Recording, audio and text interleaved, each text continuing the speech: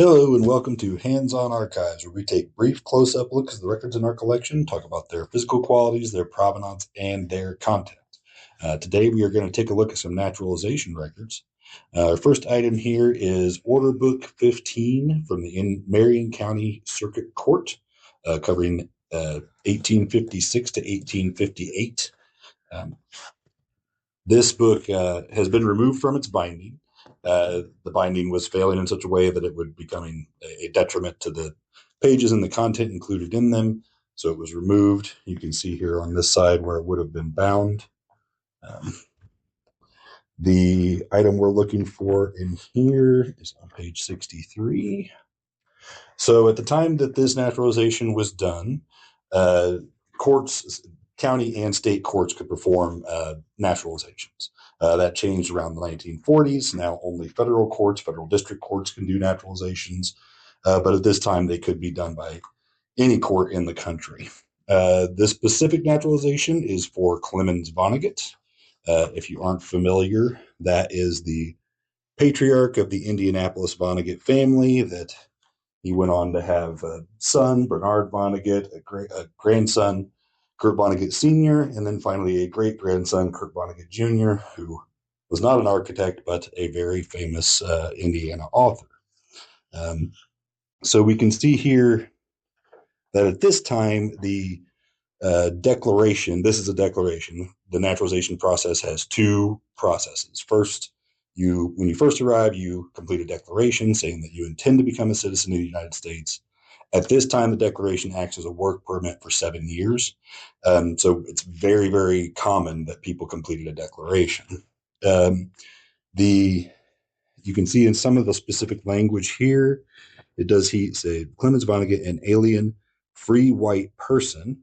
It specifies that because this is 1856, so this is 5 years after Indiana has banned immigration from black and mixed race people.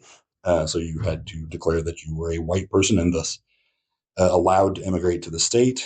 That was pretty blatantly unconstitutional and was declared so after the Civil War, 1867.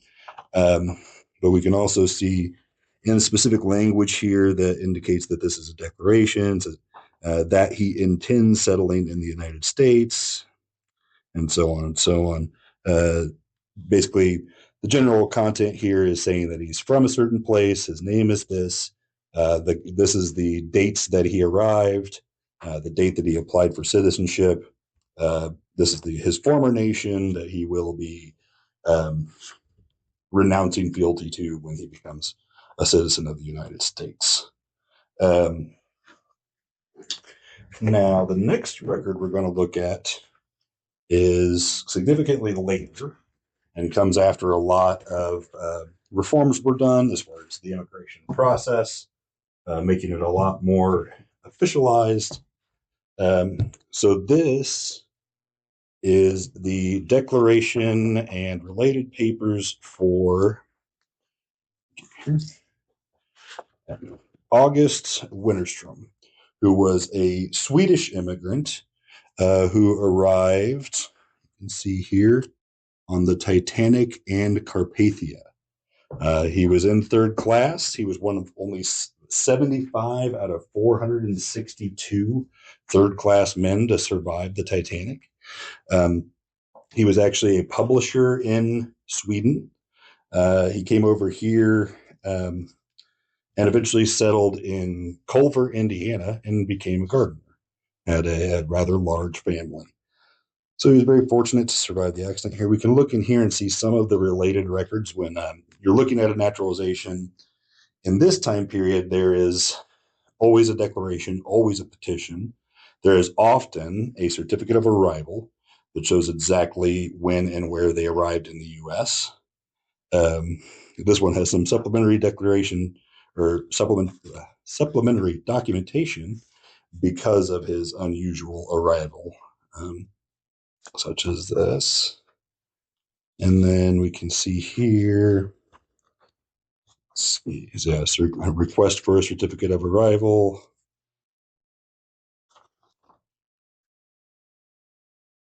And then here we finally have a fax for petition. So this has all of his family information, when he arrived, former job, relatives, and so on. So this is still just his. This does not include his petition for citizenship in this file here. That's in a different volume. But yeah, so as you can see, we've gone from that boilerplate that we used in the court books to having standard forms that collect very specific information. One of the important things here is, especially in this time when you naturalized, when a male naturalized, uh, their wife was automatically included in the process. So a lot of times what you'll find listed on here are wives and children who these records also essentially act as their naturalization papers as well. And that's what I have to show for you today. If you enjoy these videos, do be sure to like and subscribe. And we really appreciate it. And I will have a new record for you next time.